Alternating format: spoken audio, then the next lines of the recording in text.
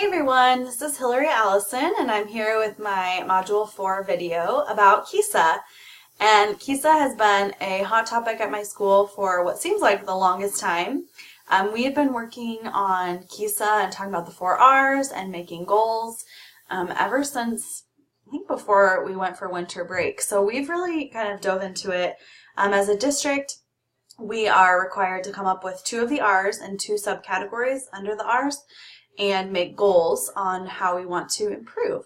So I'll kind of talk about that at the end because that's the conversation that my principal and I had.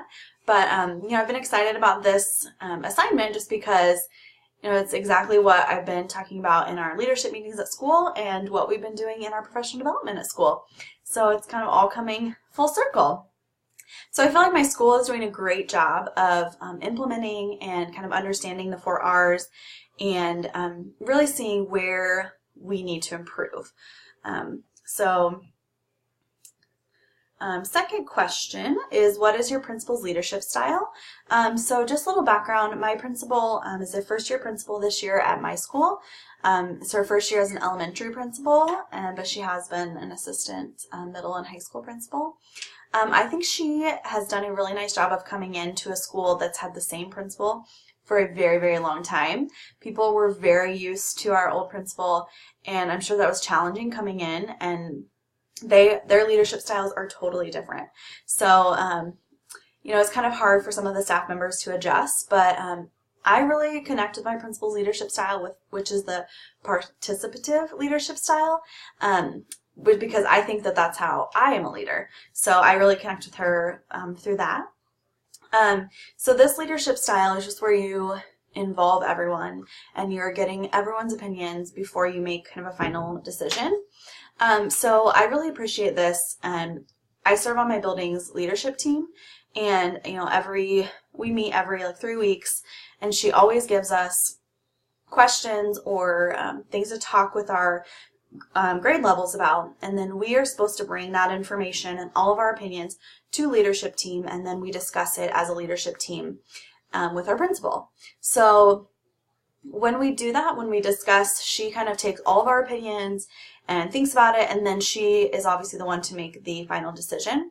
But it's really great to have someone who is leading you that truly wants your opinion to be heard, and I think that's why I connect so much with that. And I really appreciate that I get to be a part of the decision making and that the decisions just aren't made for me. I like that every grade level brings something different to the table, and we kind of all get to make this decision as a unit instead of just administration getting to do it.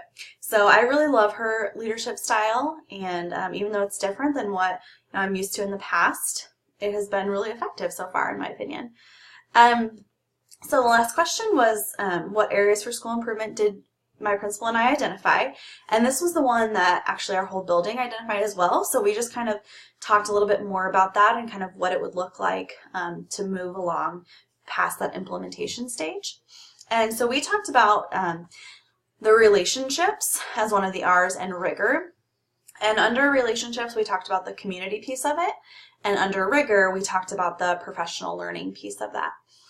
So first with the relationships, my school has an excellent community at parents and families, and there's great businesses around us, and we thought as a school we do a really nice job of including parents and families in all things that we do at school, but we really thought that we just weren't doing that great of a job of involving the community.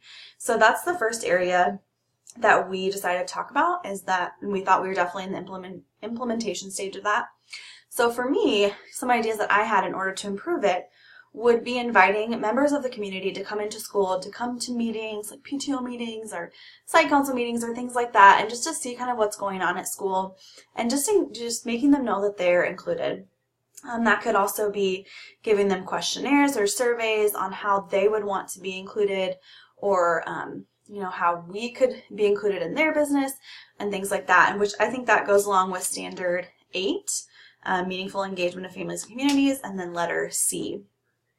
I also thought that since we have so many great businesses that we could have business members come in, or we could go to businesses like on a walking field trip or something and just have them talk about their careers or, what they do in their business, which goes along with Standard 8, letter E. So lastly was the rigor section, and we talked about professional learning, and we really thought that we could improve this. Just like our students, educators need differentiated learning as well. So I think that for me, with professional learning, I would give teachers several options and opportunities for professional development and give them choices on what they want to be learning about. This will give them, more of a buy-in on these type of days, and it will also, provide them with better opportunities to learn about what they are passionate about. And that goes along with Standard 6, letter C. So, I appreciate this assignment. I got a lot of great time to talk with my principal and learn more about KESA. So, all right, that's it. Thanks, guys.